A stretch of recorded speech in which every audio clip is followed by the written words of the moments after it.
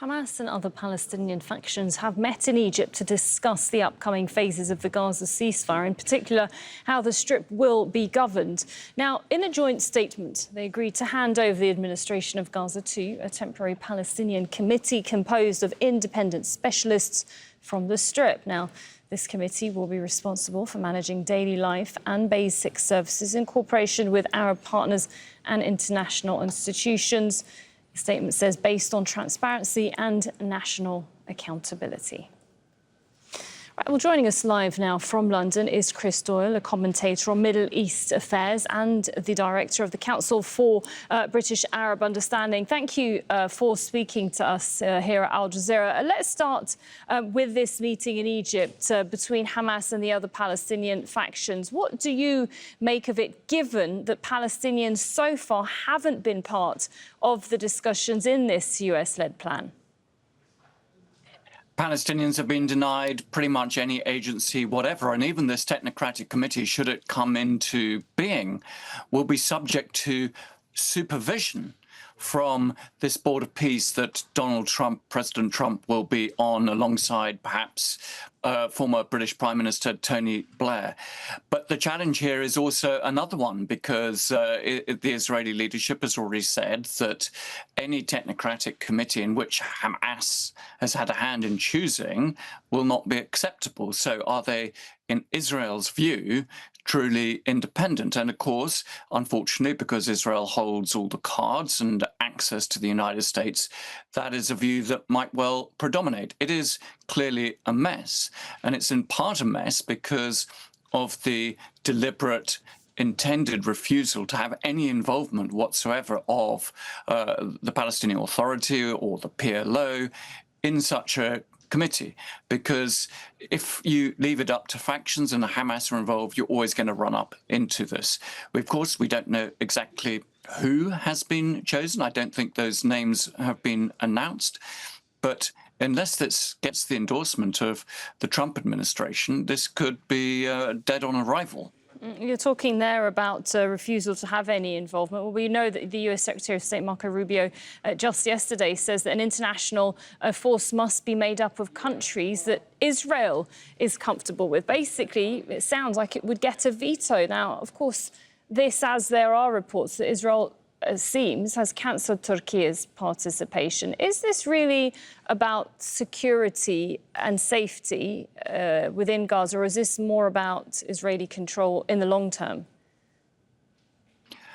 Well, Israel is having the dominant hand in determining the way forward on a presumption of security that this would work. Clearly, there have been very difficult ties between Israel and Turkey. That's got worse over the last 2 years. One can imagine that the Israeli leadership wouldn't wish to see Turkey involved. And remember, it was only the other day that President Erdogan was threatening to turn his plane around if Netanyahu was going to turn up at the Sharm el-Sheikh summit.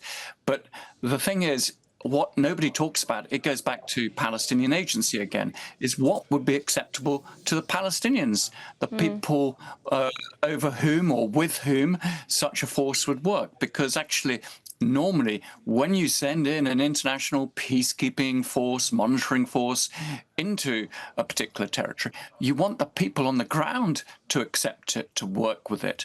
But if it is seen as a poodle of the Israeli occupation, a servant of the United States, then they will be seen as an enemy, that they will be blamed for everything.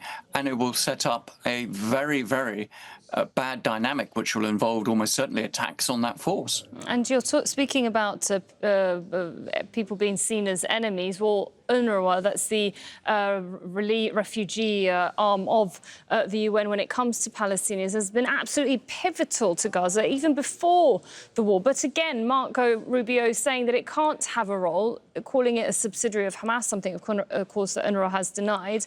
Is that a wise move, do you think, to say that UNRWA can't be part of the aid distribution, given that the situation is quite dire? And when you look at, the US-Israeli-led GHF, well, that was a huge mistake. Well, it's another wrong-headed move by the United States on the issue of aid. Remember, this is the country that tried airdrops in Gaza, that had that floating pier, that set up the Gaza Humanitarian Foundation, which essentially saw so many hundreds and hundreds of Palestinians being killed trying to get morsels of food. It's an example, really, where the United States still falls for the Israeli propaganda. And it sets itself against, really, the rest of the world, because despite certain countries pulling its funding to UNRWA in the wake of certain Israeli allegations, every single country resumed that funding to UNRWA. They all agreed with the findings of 2 UN investigations into UNRWA, but it's the United States that holds out. If you really are serious about delivering aid into Gaza, then you support UNRWA because it has the best distribution network, it has the long-term experience on the ground. It means that if you don't have UNRWA, you will have to set up some completely new system that takes time. We don't have time. People are starving. So I'm afraid that it requires other countries to push back immediately on the United States to say, no, UNRWA has to be a very key component of delivering aid, delivering education, primary healthcare into the Gaza Strip at a moment of acute need. Absolutely. Thank you very much for your thoughts there. Chris Doyle in London. Thank you.